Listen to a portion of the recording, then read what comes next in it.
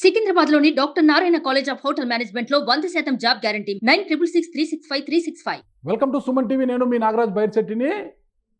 2-3 గంటలుగా అదే ఉమ్మడి విశాఖ జిల్లా పెందుర్తి నియోజకవర్గం మాజీ ఎమ్మెల్యే అదీప్ రాజ్ గారు ఆత్మహత్యాయత్నం చేశారంటూ గడిచిన 2-3 గంటలుగా అటు సోషల్ మీడియాలో ఇటు ప్రసార మాధ్యమాల్లో ఒక వార్త వైరల్ అవుతుంది. అయితే నిజంగా పెందుర్తి మాజీ ఎమ్మెల్యే అదీప్ రాజ్ ఆత్మహత్యానికి ప్రయత్నించారా లేదా అన్నది తెలుసుకోవడానికి ఇప్పుడు మనకు జూమ్ కాల్లో ఆయన పెందుర్తి నుంచి అందుబాటులో ఉన్నారు. ఆయన అడిగి వివరాలు తెలుసుకుంటాం. నమస్తే అదీప్ రాజ్ గారు. నమస్తే. బాగున్నారనియా? బాగున్నా, మీరు బాగున్నారు కదా? అంటే మీరు బాగున్నారా అని అడగడానికి మీరు హ్యాపీగా ఉన్నారు, కానీ 2-3 గంటల నుంచి ఒక వార్త వైరల్ అవుతుంది సోషల్ మీడియాలో కావచ్చు, ఇటు ప్రసార మాధ్యమాల్లో. పెందుర్తి మాజీ ఎమ్మెల్యే వైఎస్ఆర్ కాంగ్రెస్ పార్టీ మాజీ ఎమ్మెల్యే అదీప్ రాజ్ గారు ఆత్మహత్యాయత్నం చేశారు అనే వార్త వైరల్ అవుతుంది. ఏంటి ఆత్మహత్యాయత్నం చేశారా? ఏంటి అంత సమస్య ఏమొచ్చింది మీకు? నిన్న సాయంత్రం ప్రశాంతంగా 5 గంటలకి నియోజకవర్గంలో ఉన్నటువంటి క్యాడర్ అందరినీ కూడా పిలుచుకొని చక్కగా ఒక ఆత్మీయ సమావేశం ఏర్పరచుకొని రేపు తదుపరి కార్యక్రమాలు ఎలా చేయాలి, జూలై 8 రాజశేఖర రెడ్డి గారి వర్ధంతి జయంతి కార్యక్రమం దగ్గర నుంచి మరింత చక్కగా ప్రజల్లోకి వెళ్ళాలి, మళ్ళీ మన కార్యక్రమాలన్నీ ఇక్కడ కొనసాగించాలని చెప్పి ఒక మంచి నిర్ణయం తీసుకున్న తర్వాత ప్రశాంతంగా కుటుంబ సభ్యులతో మరి బయటికి రావడం, సరదా కొంతసేపు స్పెండ్ చేయడం అంతా కూడా జరిగిందన్యా. నైట్ పడుకున్న తర్వాత మిడ్ నైట్ టైంలో చిన్నది స్టమక్ లో గ్యాస్ట్రిక్ లేకపోతే మరి నేను ఫుడ్ పాయిజన్ అన్నది తెలియదు, కానీ చిన్న గ్యాస్ట్రిక్ పెయిన్ లాగా వచ్చింది. అనియా మీరు మంచి స్పోర్ట్స్ మ్యాన్, మనిషి కూడా చాలా స్లిమ్ గా సినిమా హీరో లాగా ఉంటారు, రామ్ పోతినేని సోదరుడు లాగా ఉంటారు. అదే ఎంతైనా 40+ ఎఫెక్ట్స్ కొన్ని ఉంటాయి కదా. అంతేనా? ఓకే, 40+ వయసు చెప్పేశారు అయితే. మీరు చెప్పేస్తారు కదా ఏదో రకంగా వయసు బయటకు వచ్చేసింది. ఓకే, అయితే దాని మీద హాస్పిటల్కి వెళ్ళడం. అయితే అక్కడ డాక్టర్ గారు ఏంటంటే ఆ టైంలో అందుబాటులో లేకపోవడం వల్ల కొంత టైం అక్కడ వెయిట్ చేయడం జరిగింది డాక్టర్ గారి కోసం. చూసుకొని సుమారుగా 7 గంటల టైం ప్రాంతానికి నేను డిశ్చార్జ్ అయిపోవడం, ఇంటికి వచ్చేయడం, ప్రశాంతంగా ఇప్పుడు ఇంట్లో మేము ముందు కూర్చొని మాట్లాడుతున్నా. చుట్టూ మా కుటుంబ సభ్యులందరూ కూడా ఉన్నారు, ఏది లేదు. అందరూ ఒక ఆందోళన అయిపోయింది. ఎందుకు అంటే ఓటమి జీర్ణించుకోలేక పవర్ దూరం అయింది, ఇక ఓడిపోయాను, ఇక భవిష్యత్ ఏంటి అని ఏమన్నా ఆ ఆందోళనలో ఏమన్నా ఆత్మహత్యాయత్నం చేశారా ఏంటి అన్నది అంతా ఎక్కడ చూడదు ఒక చర్చ అయిపోయింది. అలాంటివి చేయాలి అంటే ఎన్నికలు వచ్చినటువంటి 1 వారం రోజుల్లోనో 3 రోజుల్లోనో 10 రోజుల్లోనో చేస్తా ఉన్నా. ఓకే, రిజల్ట్స్ వచ్చి 20 రోజులైంది. నిన్నే ఆత్మీయ సమావేశం 20 రోజుల్లో స్ట్రెస్ ఎక్కువ ఫీల్ అయ్యారేమో అనేది.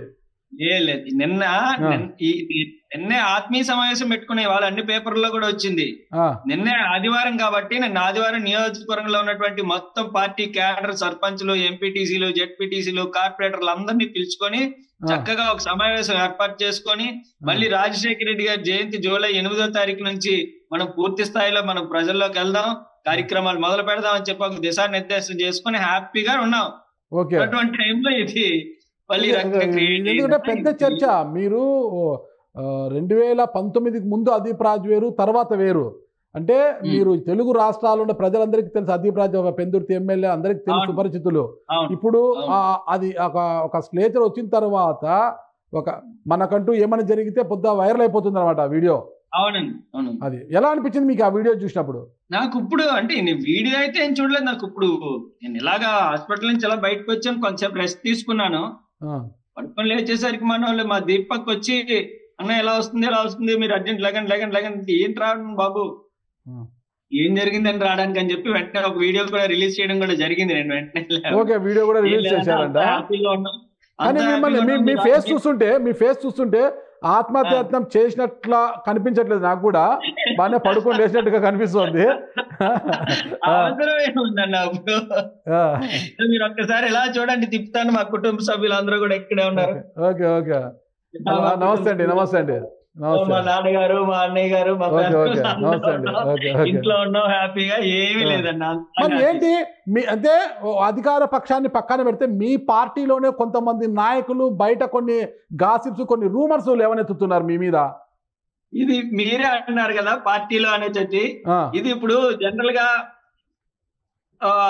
అందరికి పదవీకాంక్ష అన్నది ఉంటుంది కదన్నా. ఇప్పుడు ఏదో రకంగా ఇప్పుడు అదీప్ ఓడిపోయాడు, ఏదో రకంగా ఈయన మీద బురద జల్లి ఒక గాసిప్ క్రియేట్ చేస్తే జగన్మోహన్ రెడ్డి గారి దగ్గర ఆయన బయటికి రానివ్వకుండా చేసి మేమేదో వీరుడు సూర్యుడు అని చెప్పి తీసుకెళ్లేటువంటి ప్రయత్నాలు చాలా మంది చేస్తున్నారు. మీకు తెలియదే ఉందన్న మాలాంటి అనుకున్న అదే పార్టీ అధిష్టానం దృష్టికి కూడా కొంత వేరే విషయాన్ని తీసుకెళ్లారు, పార్టీ అధిష్టానం దృష్టికి కూడా మరొక కోణాన్ని తీసుకెళ్లారు అనేటువంటి కార్యక్రమం చేస్తున్నారు.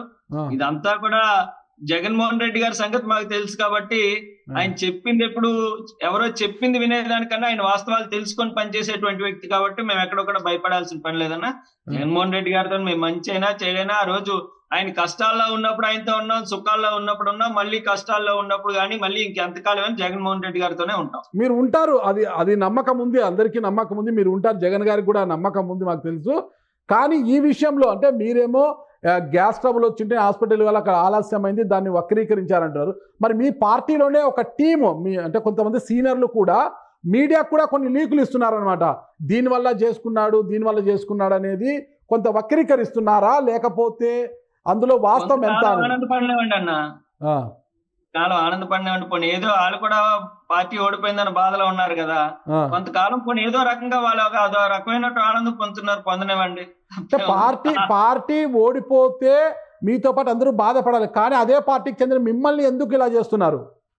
చెప్తున్నాను కదన్నా, ఈ రోజు నన్ను ఏదో రకంగా నన్ను బద్నాం చేసి బయటికి రానివ్వకుండా చేస్తే వాళ్ళకి ఎక్కడ అవకాశం తెచ్చుకోవచ్చు కదా అనేటువంటి దాని మీద ప్రయత్నాలు. ఇవన్నీ రాజకీయాల్లో భాగం, మీకు తెలియదేం లేదన్నా. మీ ఆవిడ ఎలా ఫీల్ అవుతున్నారు, మీ శ్రీమతి గారు ఎలా ఫీల్ అవుతున్నారు?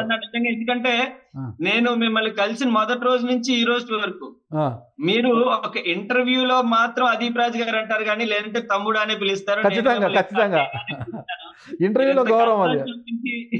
ఎంత కన్సర్న్ చూపించి నా కోసం టైం తీసుకొని ఈ వాస్తవాన్ని బయటికి తెలియజేయడానికి మీరు ప్రయత్నం చేశారు. చాలా సంతోషం అన్న. థ్యాంక్ యూ అదీప్ రాజ్ గారు.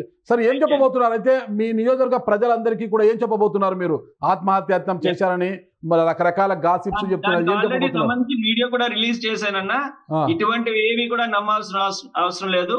అది మిడ్ నైట్ టైంలో స్టమక్ పెయిన్ కాబట్టి కంగారు పడి కొంత మా స్టాఫ్ హాస్పిటల్ తీసుకెళ్ళడం జరిగింది.